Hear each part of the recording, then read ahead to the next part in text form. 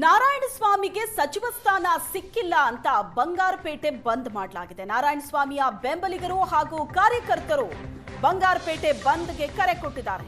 ಬಂದ್ ವಿರೋಧಿಸಿ ಬಿಜೆಪಿ ಮಾಜಿ ಸಂಸದ ಮುನಿಸ್ವಾಮಿ ಆಕ್ರೋಶ ವ್ಯಕ್ತಪಡಿಸಿದ್ದಾರೆ.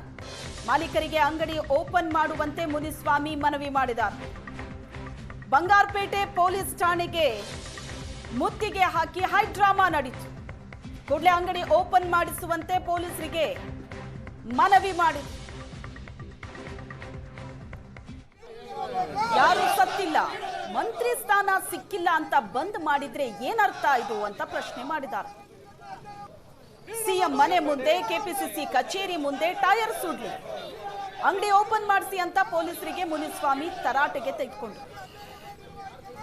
ಶಾಸಕ ನಾರಾಯಣಸ್ವಾಮಿಗೆ ಸಚಿವ ಸ್ಥಾನ ಸಿಕ್ಕಿಲ್ಲ ಅಂತ ಅವರ ಬೆಂಬಲಿಗರು ಮತ್ತು ಕಾರ್ಯಕರ್ತರು ಬಂಗಾರಪೇಟೆ ಬಂದ್ ಮಾಡಿರೋದು.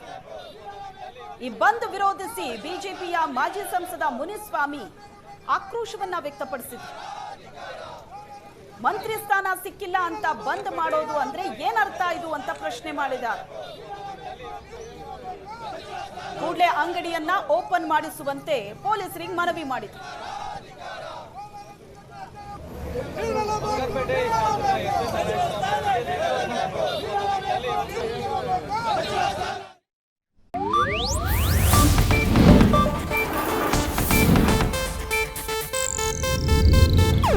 ಇದು ಏಷ್ಯಾನೆಟ್ ನ್ಯೂಸ್ ನೆಟ್ವರ್ಕ್ ಪ್ರಸ್ತುತಿ.